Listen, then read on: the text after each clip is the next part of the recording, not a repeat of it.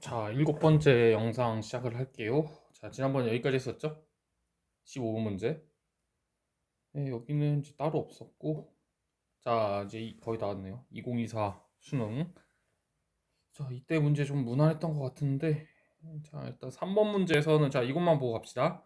자, 하버마스 사상에서도 하버마스 독일인이죠? 그래서 하버마스도 그 같은 독일 사상가 칸트처럼 준칙과 법칙 가지고 이야기를 합니다. 그래서 여기 하버마스 문제인데 준칙 나온다고 이제 당황하지 마시고 개인적인 준칙 주장할 수 있는데 이게 그럼 여기서 끝나는 게 아니겠죠? 당연히 이게 이제 해가지고 하버마스도 의사소통적 합리성을 통해서 모두가 보편적으로 동의할 수 있는 법칙이 돼야 된다고 얘기했죠. 준칙 법칙이 여기서도 칸트와 같은 논리로 통용이 된다. 그래서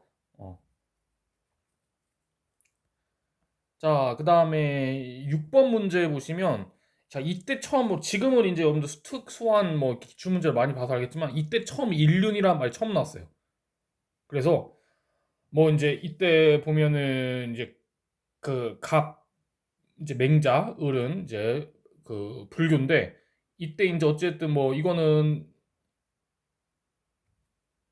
이건 5번 선지는 그 맹자만 정오 판단만 하면 되는데 자 어쨌든 규범만 가지고도 알 수 있. 당연히 그 유교는 규범을 중시하니까 규범을 벗어나면 안 되겠지 하지만 좀 더 정확히 말하면 인륜 인간이 마땅히 따라야 될 인륜의 규범 이게 이제 인륜이라는 말 자체에 이미 이제 이게 들어갔다고 보시면 돼요. 이제 이게 연계가 돼 다시 연계가 돼가지고 이걸 이제 다음 문제에서는 이제 그 유교랑 도가랑 비교하거든요. 그래서 인륜이라는 말은 규범이란 말이 들어가 있다는 걸 꼭 알아두셔야 되고 그래서 이제 기억을 해두셔야 됩니다. 자, 7번 사회계약론에서 갑은 이제 홉스고 을은 이제 로크거든요. 자, 이 문제 되게 어려웠었죠. 기억. 국가의 통치자가 사회계약을 위반하는 것은 가능한가라고 해가지고 잘 얘기했는데 자, 여러분들 홉스든 로크든 통치자는 사회계약의 주체가 아니라 사회계약의 결과물입니다. 따라서 계약을 맺은 사람이 아닌데 계약을 위반한다라는 게 말이 안 됩니다. 통치자는 여러분 사회계약의 목적을 지키기 위해서 있는 거고 사회계약 자체 계약자가 아니기 때문에 사회계약 자체를 준수하거나 사회계약을 위반하는 것은 둘 다 불가능하다고 예, 보셔야 됩니다. 아시겠죠? 네, 이거 조심하셔야 돼요.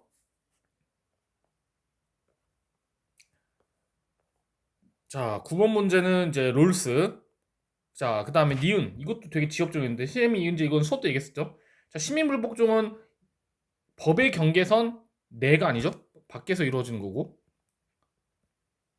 자, 법 체계 안에서는 이루어지고, 그러니까 이게 법에 대한 충실성이죠. 법에 대한 충실성. 그 다음에 나쁜 법의 밖에서는 이루어진 여기에 위치한 이제 그 행위가 시민불복종이야. 알겠죠? 그러니까, 이거 이제 그림으로 그려가 잘 알아두셔야 돼요. 물론 이거는 시민불복종만 해당되고, 체제 변혁, 혁명은 해당이 안 된다. 그리고 선생님이 이번에 그 수능에 출제할 수 있다라는 건 여기 나왔어. 여기 이거야. 숙고를 강요한다. 알겠지? 이건 선생님이 수업 때 설명했으니까. 자, 그다음에 10번. 이거는 이번에 이제 어렵게 나왔죠. 이번에도 이제 칸트의 미학 2항입니다. 자, 이제 조금 볼 건데, 근데 9월 모의고사 나와가지고 칸트 다시 안 나올 것 같긴 한데, 그래도 한번 보자. 자, 미는 윤리의 상징이다. 얘가 얘랑 구분은 되지만, 어쨌든 연결은 된다라는 거야. 구분은 되지만 연결은 그래서 딱 정확한 그림이 이거예요. 구분은 되지만 연결고리가 있다. 자, 당연히 이때 그리고 얘도 미적인 거는 아름답다는 거는 주관적인 거에서 시작을 하지만 보편화될 수 있다고 얘기합니다. 모든 사람들이 오케이. 자, 그래서 자, 이렇게 모든 사람들이 보편적으로 동의할 때, 단순히 쾌락의 감각적인 이것을 이제 쾌락의 감각적 수용을 여러분들 이번에 9월 모에서 출제했는데 이것을 이제 쾌적함이라고 이야기를 하는데요. 그러니까 감각기관, 그냥 쾌락과 고통 관련해서 감각기관이 만족을 느끼는 것을 쾌적함이라고 하는데 이것을 당연히 넘어서죠. 일반적으로 그냥 맛있는 거를 먹는 거랑 잠을 깊이 자가지고 되게 개운할 때 이런 거는 쾌적함인데 예술은 그런 걸 넘어선 거죠. 미적인 순화와 고양, 그 정신적인 고양을 의미한다고 얘기해요. 그래서 단순히 쾌적함이랑 그 다음에 미는 다르다. 그래서 그리고 이거는 다른 사람들의 동의를 보편화되어야 되기 때문에 아름답다라는 건 나만 그렇게 생각하면 안 되고 다른 사람들에게 보편화되어야 되기 때문에 판단력에 서로 간에 비슷한 준칙, 개인적인 준칙이 일치해 보편화가 돼서 그게 법칙처럼 이제 그렇게 간주된다는 거죠. 그래서 2번 선지가 되게 조심하셔야 돼요. 이거는 미적 판단은 개인의 주관적인 판단이기에 보편화될 수 없다가 아니라 여기서 시작하는 거 맞고요. 여기서 개인의 주관적인 판단에서 시작을 해가지고 보편화될 수 있다. 약간 여러분들 좋은 음악을 듣고 내가 처음 듣고 내가 주관적으로 되게 기분이 좋다고 느꼈을 때 이게 이제 보편화되는 것처럼 그 뭐냐 다른 아이들도 듣고 그거에 대해서 동의하기 다 좋은 노래다 동의를 한다면 보편화될 수 있는 거겠죠, 그쵸?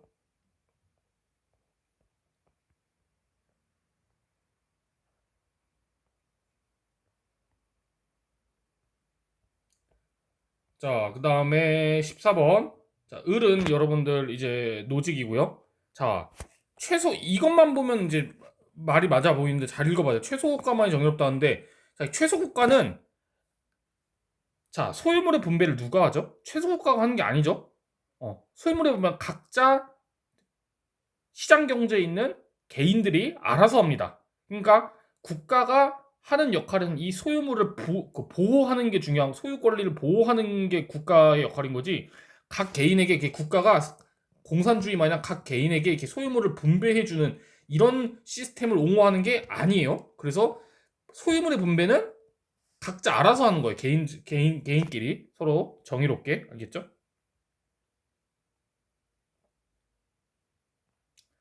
자, 그다음에 16번 을은 이제 모겐소고요. 자, 당연히 이제 요 말 때문에 헷갈릴 수 있어요. 평화 상태에서도 폭력 사용의 가능성이 항상 존재한다. 그런 게 왜냐하면 왜냐하면 왜냐하면 모겐소는 여러분들 영구 평화를 부정하죠. 언제든지 힘의 비율이 깨지고 세력 균형이 깨지면은 전쟁이 발발할 수 있기 때문에 얘가 말하는 평화는 일시적 평화야. 그러니까 지금 중국과 미국이 힘의 균형이 비슷하니까 서로 지금 전쟁 못 벌이고 이러는데 그 일시적이라는 거지. 언제든지 중국에 문제가 생겨가지고 중국의 군사를 약해지거나 뭐 정치적 혼란이 생기면 그래서 그 균형이 깨지면 언제든지 미국이 어, 중국한테 이걸 쓸 수 있어. 그러니까 평화 상태에서도 폭력상의 가능성이 존재하는 거예요. 아시겠죠? 자, 그다음에 5번 문제 같은 경우에는 이제 갑은 칸트, 을은 모겐소인데 칸트는 쉽게 푸는데 이제 여러분들 모겐소도 좀 볼게요. 이때 이제 모겐소 입장에서 국제기구 물어본 처음 문제여가지고 이제 모겐소 입장에서 다 나왔어요. 이제 여러분들 현실주의에서 말하는 국제기구, 현실주의에서 말하는 국제법, 그다음에 현실주의에서 말하는 도덕. 올해 9월 모의고사까지. 그러니까 잘 봐야 되는데 이제 어쨌든 국제연맹은 국제기구죠. 자, 칸트는 당연히 먼저 칸트부터 보면 국제연맹은 독립된 국가처럼 주권을 행사할 수 없다. 맞죠? 국제기구니까. 자, 모겐스 입장에서도 국제기구, 국제연맹 말을 써요. 왜냐면 이제 그 당시에 모겐소가 1차 세계대전 우리가 이제 이건 좀 역사 얘기를 해야 되는데 1차 세계대전 이후에 이제 전쟁 좀 그만해가지고 생긴 게 국제연맹이고 2차 세계대전 이후에 국회 발전해서 국제연합이 됐잖아. 근데 이제 모겐소가 이제 국제기구의 한계성을 비판하면서 예시로 든 게 이제 그 당시에 그 1차 세계대전 때 그 국제연맹이거든. 이게 이제 허수아비여가지고 2차 세계대전을 못 막았어. 그래가지고 이걸 연계해서 이렇게 출제하신 것 같아요. 그래서 칸트의 국제연맹은 실제로 만들어진 적이 없는 약간 그 가상의 상상 속의 기구인데 그 뭐냐 모겐소가 얘기했던 국제연맹은 실제 역사에 있었던 진짜 국제기구를 얘기했었어요. 이게 허수아비였다.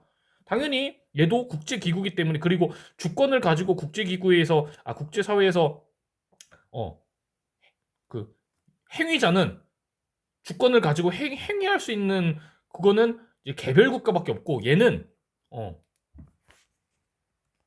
존재는 하지만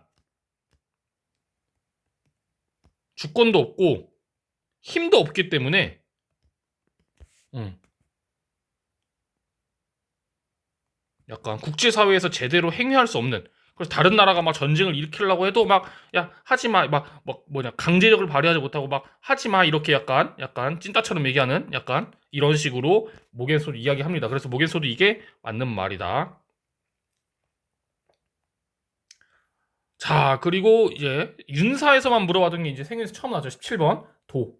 근데 죽음관에서 이제 물어봤는데 갑 이거 이제 유교거든요. 도를 추구한다. 이거 이제 그때 윤사하던 애들은 다 알고 있던 내용. 이제 도가에서도 도 얘기하고 유교랑 불교에서 도 얘기하는데 여기에서도 도. 여기서 말한 도는 그 만물의 법칙으로서의 도 아니에요. 만물의 법칙으로서의 도가 아니고 인륜적 규범으로서의 도죠. 인간답게 살아야 될 그 규범. 이걸 도로 얘기하죠. 어쨌든 도는 얘기하니까 이때 처음 나왔어요. 자, 19번. 자, 이거 해외 원조인데 원조랑은 별로 관련이 없지만 어쨌든 좀 지엽적으로 낼 수 있을 것 같아서 자, 갑은 로스인데 여러분들 우리 해외 원조의 궁극적인 목표가 바로 요거였어요. 해외 원조를 한 이유가 여러분들 뭐 빈곤 해소를 넘어서 이거야.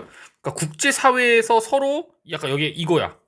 질서 정연한 만민들의 사회, 미국, 중국, 한국, 일본, 북한 얘네들이 서로 국제 사회에서 잘 협력할 수 있는 그런 시스템에 가입시키는 건데 얘네는 원조를 통해서 고통받는 사회는 원조를 통해서 이제 빈곤 문제 해결하고 니네도 정치 사회 정치 제도 개선을 해봐주고 가입시켜야 되고 무법 국가는 원조의 대상은 아니죠.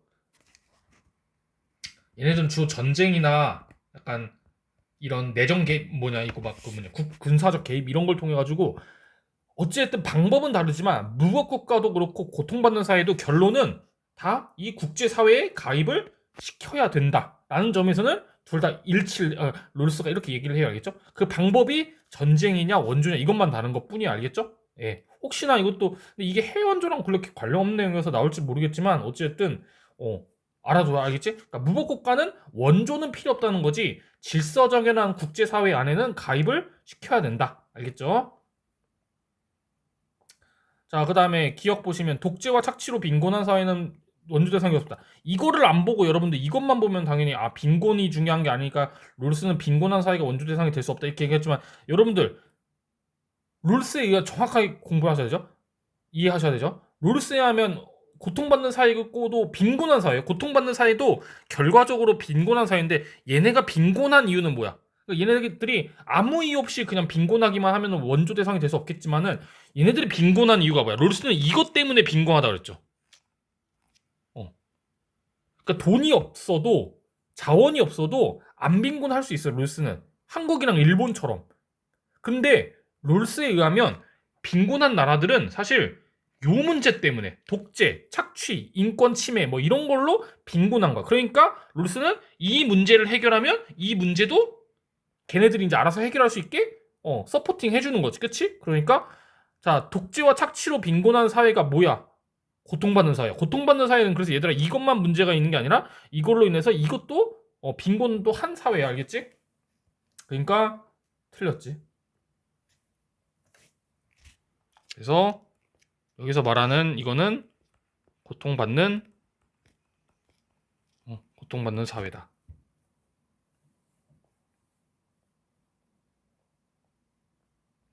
자, 그다음에 25년 6월 갈게요. 자, 3번 하버마스 한번 보도록 할게요. 의사소통 행위 개념은 말이든 말 이외의 수단이든 언어 능력을 지닌 둘 이상의 주체의 상호작용을 알린다.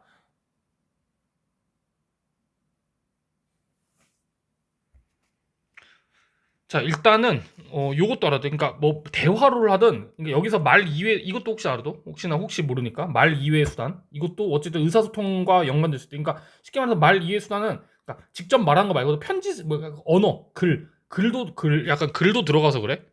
그래서 어쨌든 혹시나 이것도 나올 수 있습니까? 그리고 이제 중요한 게 주체들이 이제 여러 명 있어야 된다. 이게 중요해요. 혼자 의사소통이라는 말은 여러분들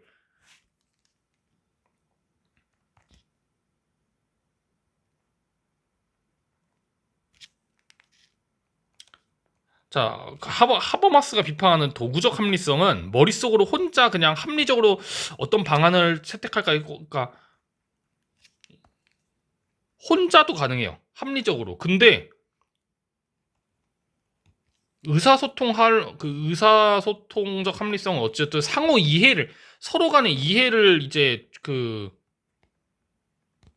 약간 서로 간의 이해를 바탕으로 하는 거기 때문에 여러분들 혼자서는 이 합리성을 제대로 발휘하지 못하고 이렇게 둘이서 이렇게 상호 이해를 기반으로 해가지고 말이든 뭐 글이든 이런 수단을 써가지고 서로 합리성을 실현하고자 합니다. 그러니까 이 말도 혹시 조심해. 혼자서도 뭐 의사소통적 합리성, 의사소통 행위는 뭐 혼자서 할 수 있다 하면 틀린 거 알겠죠?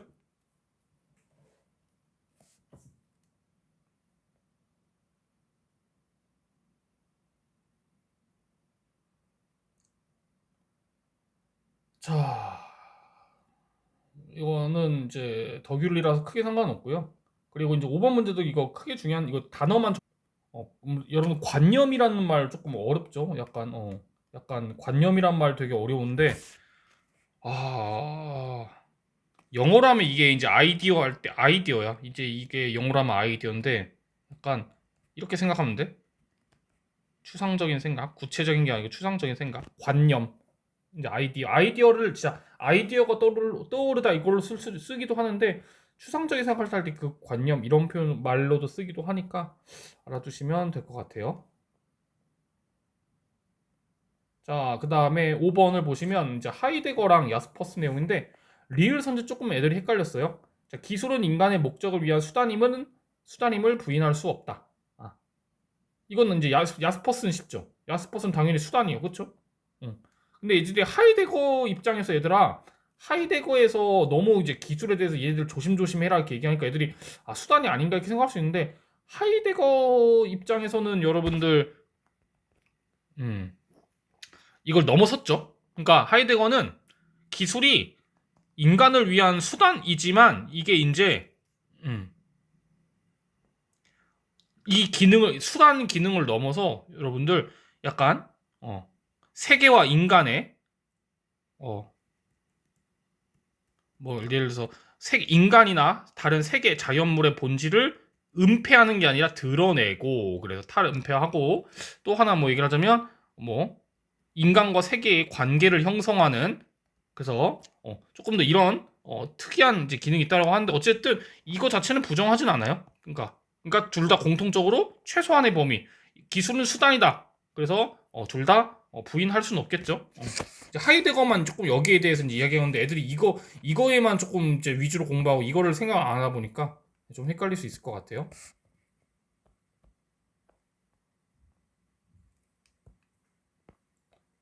자, 그 다음에 7번 갑은 이제 묵자, 그 다음에 을은 맹자예요. 자, 디귿 보면 궁핍한 백성의 도덕적 일탈은 군주의 책임으로 귀속될 수 있다. 뭐 이거 말을 조금 어렵게 쓰긴 했지만 여러분들 항상 항심이죠. 어, 왕은 왕도 정치에 써가지고 군주는 백성들에게 이거를 보장해줘야 돼요. 근데 이거가 없으면 백성들이 타락하죠, 흑화하죠. 백성들이 본래 선한 마음을 잃어버려요. 그러니까 지금 막 이렇게 되죠. 그러니까 이 책임은 사실 이제 그러면 유교 입장에서 이렇게 얘기한 거야. 백성들이 이렇게 된 거는 네가 정치를 잘못해서 그런 거야. 그러니까 군주의 책임이에요. 알겠죠? 좀 특이했죠? 백성들의 문제보다는 네가 정치를 제대로 못해서 그런 거야. 자, 리을. 자, 군주는 의로움보다 백성의 이로움을 중시해야 된다. 자, 이건 묵자는 너무너무 쉽죠.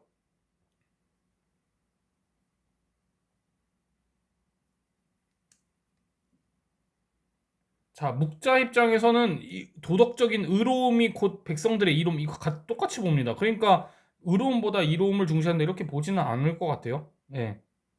그리고 이제 군주는 요 유교 입장에서도 이렇게 두 가지가 충돌할 경우에는 여러분들 일단은 도덕을 따라야 된다고 보겠죠. 그러니까 이것도 거꾸로 쓰는 거 틀린 거고. 그래서 XX인데 자, 조심해야 될 게 왕도정 그러니까 이게 지금 이거랑 비교를 했으니까 여러분들 지금 X가 나온 거지. 사실 그냥 맹자 입장에서 그냥 왕도 정치가 백성들의 이익 증진이나 경제적 이런 것을 아예 부정하진 않죠.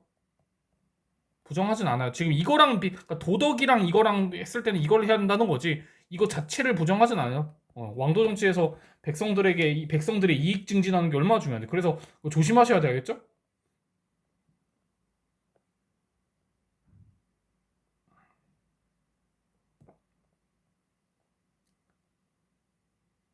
자, 10번 이제 칸트입니다. 이번에 9월 모의고사에서 그 나왔던 그 내용이 여기랑 조금 많이 연계된 것 같아요. 예. 평화 상태는 국가 상호 간의 계약. 여기서 말하는 계약이 사회 계약이죠. 국가들끼리의 으르렁대는 전쟁 상태를 벗어나서 국가 상호 간의 계약을 없이는 구축될 수도 없고 보장될 수도 없다. 그래서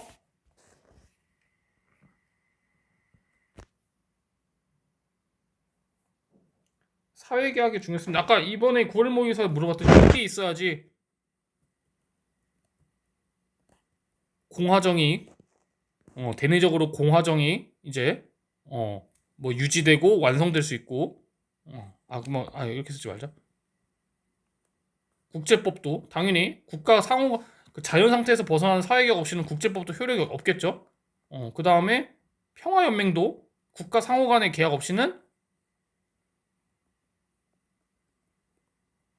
어 보호 그 보장돼 이거 설립이 될 수 없겠죠.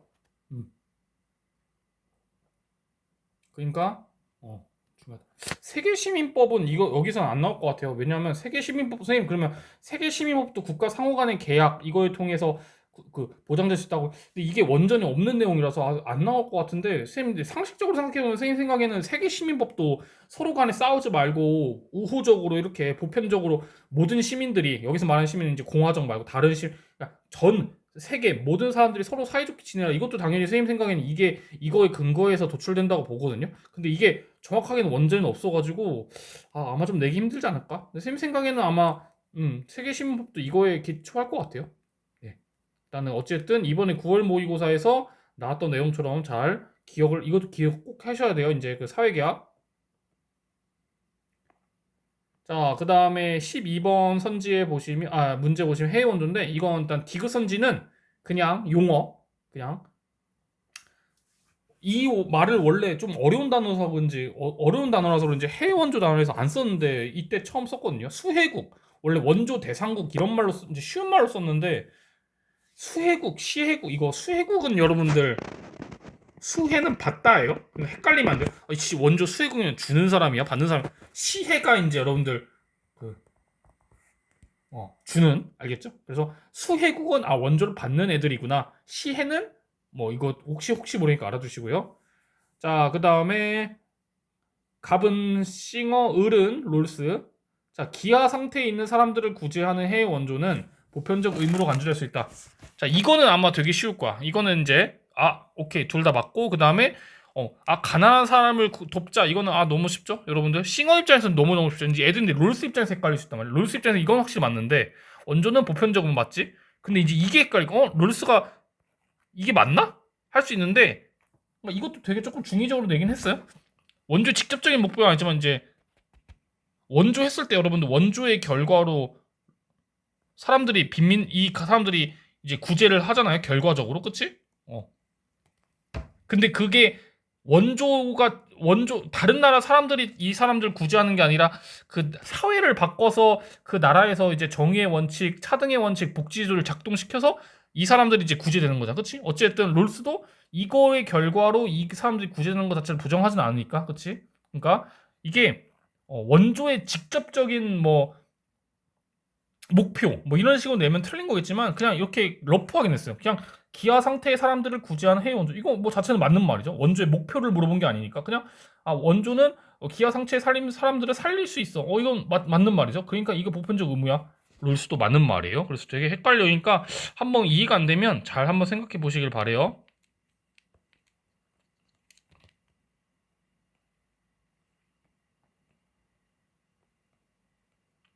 자, 그 다음에 15번.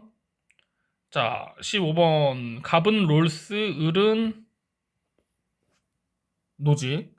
자, 갑. 자, 이것 때문에 좀 헷갈릴 수 있는데 사회 구성원 모두의 협력을 가능하게 하는 분배 만이 정당하다. 자, 요거를 어쨌든 정의로운 분배 뭐 이런 건데 여러분들 이것 때문에 헷갈렸어요. 사회 구성원 모두의 협력 이것 때문에 할 수 있는데 맞죠? 응.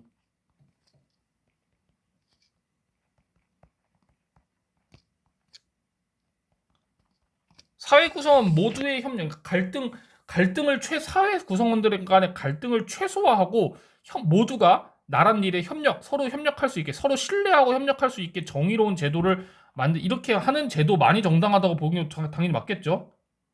이게 이제 롤스가 말하는 정의의 목표죠. 사람들이 협력도 하지만 사회 안에서 서로 갈등 때문에 싸우니까 이거를 최대한 공정하게 처리해서 사람들이 선생님이 책자에 있는 것처럼 모두 협력할 수 있게 그렇게 하는 게 그게 정의로운 제도라는 거죠. 자, 그다음에 디귿선지 이거 정확하게 이해해주는데, 자, 노직 입장에서 부정리한 분배의 교정 외 국가 역할을 해용해서 이거 되게 어렵게 된 건데, 자, 그러니까 쉽게 말해서 여러분들 이런 식의 문제 나오면 조심하셔야 돼요. 자, 노직이 우리 막 책자나 이런 거 보면 무슨 국가 역할을 한 두세 가지 얘기했어요. 근데 지금 다 묻지는 않을게요. 근데 지금 여기 문제에서는 요거 외에 국가 역할, 그러면 지금 이건 외에 국가 역할을 허용하면 안 된다? 아니죠. 롤스는 2번도 있고 3번도 있죠. 그쵸? 국가 역할이 여러 개가 있죠? 그러니까 1번 외에 국가 역할을 허용해서 안 된다? 아니죠. 이런 거 조심하셔야 돼, 문제. 근데 이거는 진짜 정확하게 알고 있어야 돼가지고, 예를 들어서 뭐, 노직의 입장에서 국가의 역할, 혹은 뭐, 롤스 입장에서 시민 불복 중에 뭐, 정당화 요건, 막 이런 식으로 되게, 우리가 한 가지만 나온 게 아니고, 막 여러 가지가 나온 거 가지고, 이렇게, 이런 식의 문제 나오는데, 난 이런 식의 문제가 진짜 어려운 것 같아요. 이건 애들이 약간 감으로, 혹은 소거법으로도 조금 풀기 힘들게 만들어 놓은 선지라서, 조심하셔야 돼요. 어쨌든, 노직은 여러 가지 얘기했는데, 사상가들은 여러 가지 얘기했는데 한 가지만 물어보는 경우에는 틀린 거다.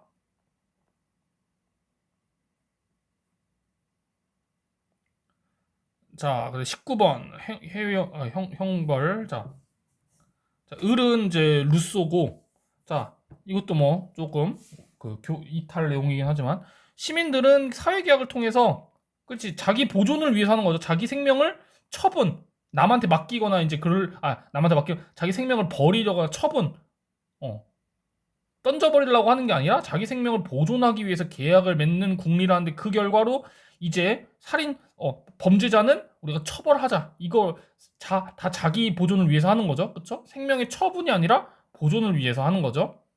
자, 근데 병은 우리 사형이 이제 베카리아가 사형 제도를 반대할 때 여러분들 그 논거도 있었잖아. 아까 뭐 유용성이 없어서 반대한 것도 있지만, 일단 휴머니즘, 그 당시 계몽주의적 관점에서도 이제 비판하잖아.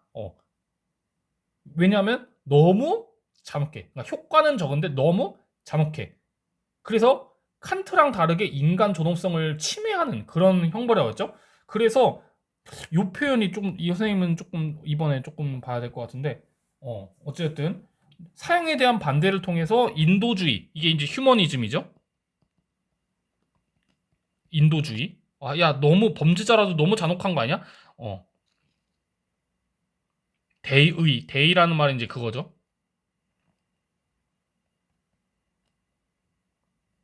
선취는 먼저 선점한다는 뜻이고, 뭐 대의는 큰 뜻이죠. 이거를 이제 뭐 그냥 선지화돼서 내기는 어렵겠지만, 혹시나, 그러니까 뭐 칸트 뭐 인도주의적인 뭐 이런 인도주의적인 뭐 대의 이런 걸 가지고 얘기를 한다면, 이것 때문에 그런 거구나. 칸트랑 다르게 얘는 이제 칸트랑 다르게 얘는 휴머니즘적 관점에서 이제 사용이 좀 너무 잔혹하다라는 점을 조금 비판을 하니까. 알겠죠?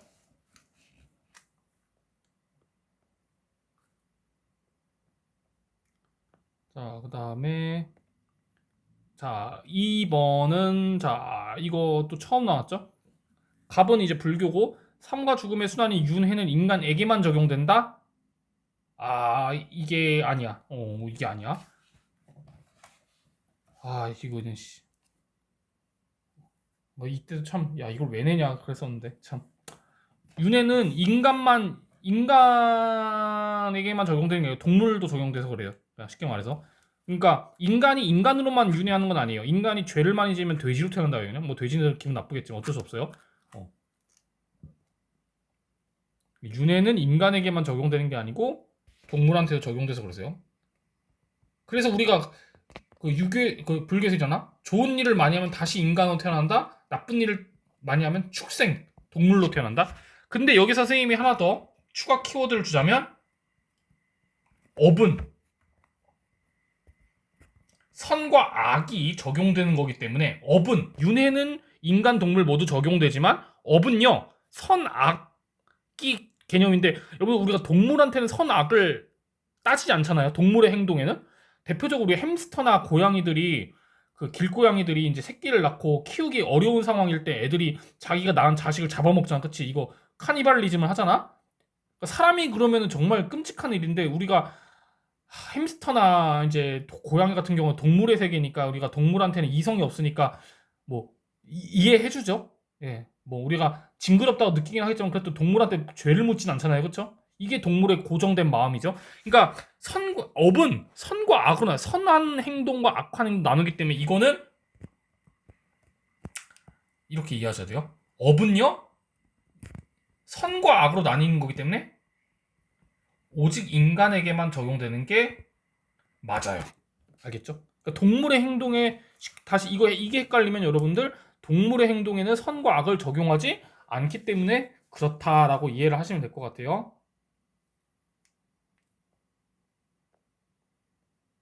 자, 이제 거의 다 이제 해가지고 이제 뭐 문제가 별로 없게 없는 이제 막 앞에서 되게 이제 어려웠던 선지를 쫙 봐가지고 이제는 뭐 크게 없네요.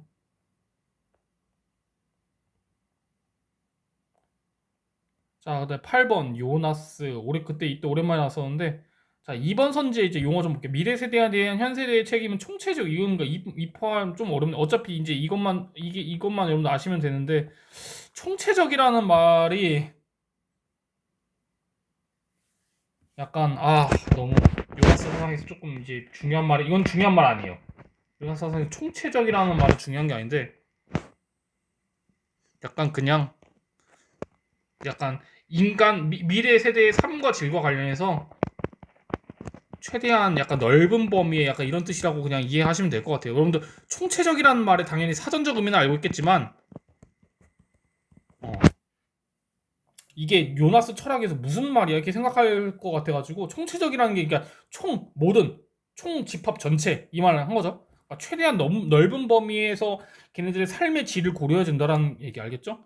자, 그 다음에 4번 문제 보시면 이거 잘 냈죠. 책임 윤리는 행위되어야 할 것에 대한 책임을 요청하자는 이거 자 말로 미래 현재 이 말을 와 이거 조심해야 될 것 같아요. 선생님 그래서 이건 약간 좀 별표. 야 조심해야 될 것. 행위 된 게 아니죠. 어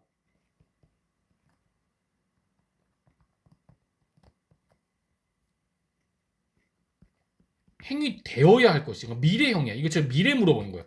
당연 미래에 대한 책임을 요청하니까 당연히 틀린 거예요. 이것도 미래도 고려해라 하니까. 근데 미래라는 말은 쏙 빼고 지금 이 명법으로 되니까 행위 과거형, 약간 행위된 것 이런 식으로 또 말을 낚시 걸 수 있을 것 같으니까 조심하셔야 되겠죠? 이거는 약간 영어처럼 읽어야겠네요. 여러분들 영어에서도 미래, 과거 뭐 이런 거 분사할 때 하니까 행위되어야 할 것, 네, 미래형이다. 조심해라. 이게 지금 볼 때 너네가 잘 읽히지 이게 수능 나를 때는 좀 당황할 수 있을 거, 진짜 당황할 수 있어. 자, 9번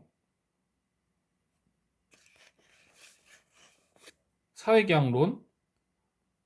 리을은 자 홉스랑 로크 입장에서 보면은 자 자연 상태죠. 일단 주어가 자연 상태는 자 자유. 일단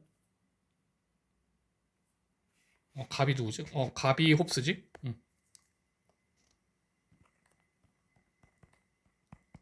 둘 다 자유권이 있죠. 자연 상태에서 인간 자유권이 있어요. 갑은 무제한적 자유죠. 사람 죽여도 돼요.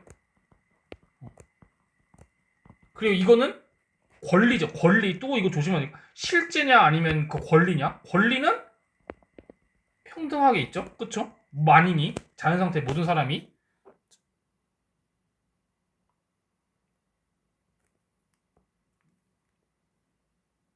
얘는 로크는 제약이 있는 자유죠. 무제한적인 자유는 아니에요. 지 막 사람 죽이고 마음대로 사람 죽이고 다니는 그런 건 아니에요. 왜냐하면 자연법 때문에 그래요. 자연법. 자연법이 하나의 규범으로서 얘는 자연법의 규범이라고 보기 때문에 자연법이 구속을 해가지고 사람들이 그러니까 약간 도덕적인 눈치를 본다는 거야. 내가 그래서 사람 죽이면 안 되지. 그래서 이런 식으로. 자, 이것도 근데 권리는 평등하게 있겠죠. 그렇죠? 그러니까 둘 다 맞는 말이에요. 아시겠죠? 자, 그다음에 10번 갑은 롤스 을은 노직이에요. 자, 근데 이 문제 진짜 짜증나게 잘 냈죠. 자, 이 문제는 진짜 악랄하게 낸 문제인데, 자, D급부터 보면 노직, 최소가는 10대 권리 차별적으로 보호하는 거. 자,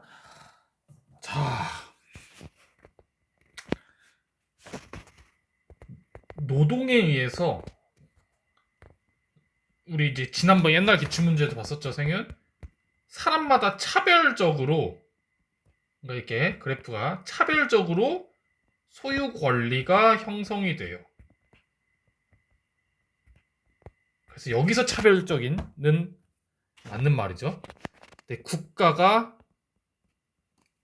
소유 권리를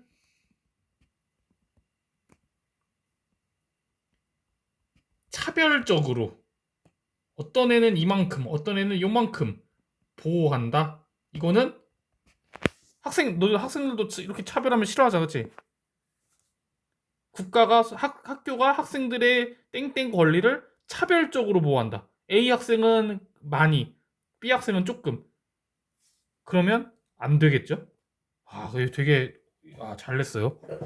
근데 그냥 차별이라는 말이 어떤 맥락에서 쓰이냐에 가지고 또 이렇게 문제를 낼 수 있구나. 선생님도 좀 당황했고요. 리얼을 볼게요. 취득 원칙과 이전 원칙을 충족했다면 그 소유는 또 모두 정의로운가? 이것도 진짜 잘 냈는데 여러분들 아마 이거 문제 틀린 애들은 그 뭐야 교정의 원칙 없어서 그런 거 아니요 이렇게 해서 X 아니요 할 수 있는데 여러분들 교정의 원칙은 여기랑 여기에 문제점이 발생했을 때 이제 필요한 건데 이거 충족했고 요거를 충족했다면 지금 선결 조건으로 얘기하고 있죠. 먼저 이거와 이것을 먼저 선결로 조건을 충족했다면 여기에 문제가 없고 여기에 문제가 없으면 모두 정의로운 거 맞겠죠? 그러니까 여기에 부정의가 있으면은 모두 정의롭다고 볼 수 없겠는데 다 충족했잖아. 그치? 그러면은 정의롭다고 보는 게 맞겠지, 그치?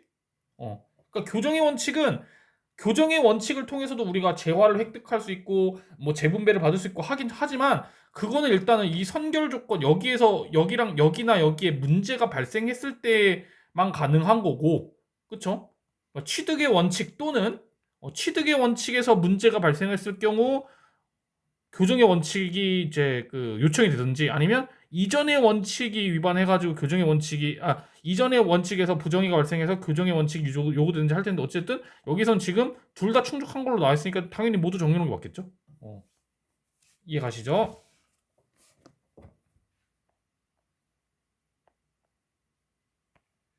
자, 그 다음에 12번 시민불복. 이때부터 이제 조금 시민불복종에 대한 문제도 조금 괴랄해지기 시작했는데요. 이제 애들이 대충 그 키워드 보고 공부하면 무조건 막 틀리게 이렇게 됐는데, 자, 니은 기본적 자유를 침해한 법에 대한 항거도 정당한.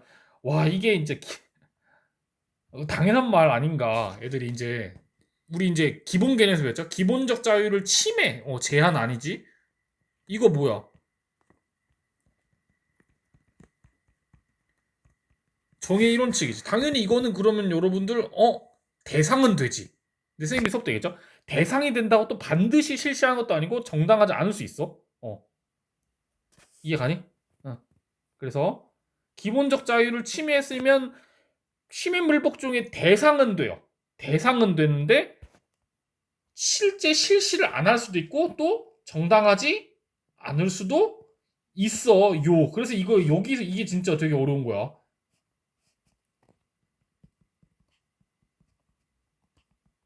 예를 들어서 극심한 사회 혼란이라든지 극심한 사회 혼란이라든지 아니면 뭐 혹은 어 혹은 또 뭐 다른 경우일 수도 있을 좀 이거 좀 러프하게 낸 문제여가지고 러프하게 좀 해석을 해보면 뭐 폭력 사용했다든지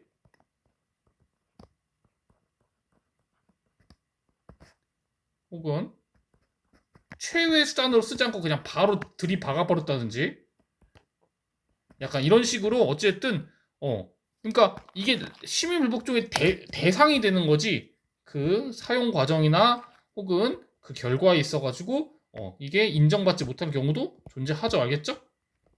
그러니까 심리 회복증 대상이 된다고 해가지고 무조건 다 맞는다는 건 아니야, 알겠지? 자, 13번 갑은 이제 플라톤이죠? 자, 2번 선지가 되게 그럴 때 특히 여기까지 맞아요. 이건 맞아요. 서로 간섭하는 거야. 생산자와 수호자는 서로 간섭하는 거 아니에요? 자, 근데 이게 틀렸죠. 자급자족이 아니에요. 음. 플라톤의 국가는요, 물질적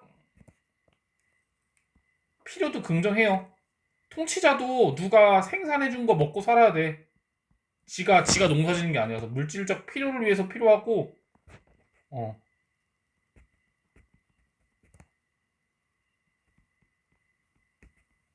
어. 그게 그러니까 서로 일을 나눠서 하는 거죠. 농사꾼이 해가지고 나한테 먹을 걸 주고 나는 너를 지켜주고 이런 식으로 해가지고 어, 약간 도덕적 자족 말고 약간 물질적인 자족에 대해서 반대하죠. 그래서 틀린 거예요. 알겠죠? 자, 15번. 자, 갑 제신문에서 좀 볼게요. 베카리아. 자, 그냥 이거는 이 문장 그대로만 조금 별표 쳐고 알아두시면 될 것 같아요. 사형은 주권, 사회계약 관점에서 또 중요한 게 있잖아. 주권이야, 주권. 주권. 이거 별표. 그래서 이거는 아마 너네 이제 알 것 같은데 이거는 이제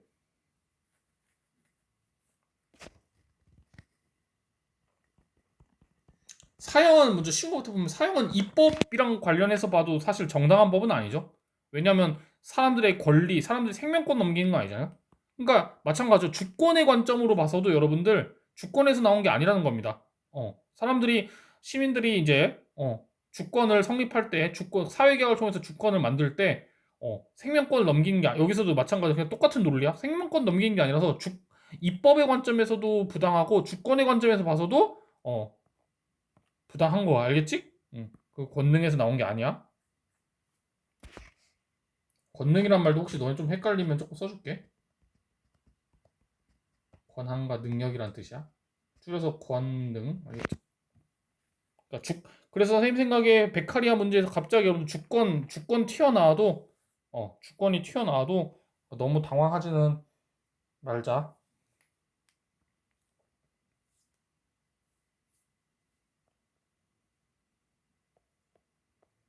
자, 그 다음에 니은. 자, 갑은 베카리아고 을은 칸트죠? 자, 형벌은 응당한 비례 원리를 준수하여 부과한다. 자, 여러분들 이거 빼면 솔직히 말은 쉽죠. 비례를 준수한다. 이거는 당연히 고등학교 2학년 수준이죠. 둘 다 5 맞고요. 자, 근데 이제 응당이라는 말이 나서 여러분들이 조금 당황할 수 있는데 응당이라는 말이 응보는 아니에요. 응보 아니에요. 음. 응당이랑 응보는 같은 말이 아니고 여기다 그냥 쓸게. 응보는 A면 반드시 A로 갚는 건데 응당은 어, 그러니까 그냥 조금 의미가 달라. 상응한다라는 말이랑 비슷한데 마땅히 받아야 한다 이런 의미이기 때문에 여러분들 어, 이 반드시 A로 갚아줘야 된다가 아니라 약간 뭐 A면 A도 되지만 뭐 이렇게 B도 B라는 형식의 형벌 그러니까 사람을 죽였으면 반드시 죽어야 된다 이게 아니라 그와 같은 가치를 지닌 처벌도 그러니까 응당 마땅히 받을 만한 이런 것도 된다 하기 때문에 여기에 해당하는 거예요. 그래서 응보랑은 좀 달라요. 응보는 이쪽에 가까운데 응당은 이 상응이랑 비슷하게 이쪽이랑 가깝죠. 그래서 당연히 꼭 응보가 아니라 마땅히 범죄 행위에 받을 만한 것에 비례한 형벌을 받아야 한다 하기 때문에 둘 다 5가 나오는 거고 맞습니다. 알겠죠? 예, 그래서 이거를 응보랑만 안 헷갈리시면 돼요. 좀 국어적인 문제긴 하지만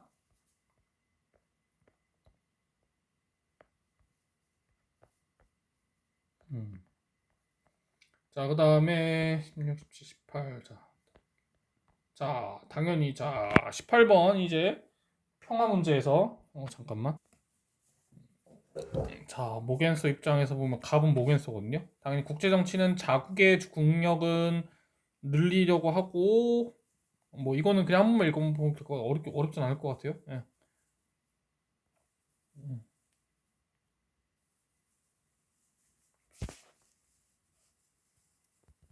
타국의 국력은 약 감소시키려고 하겠죠.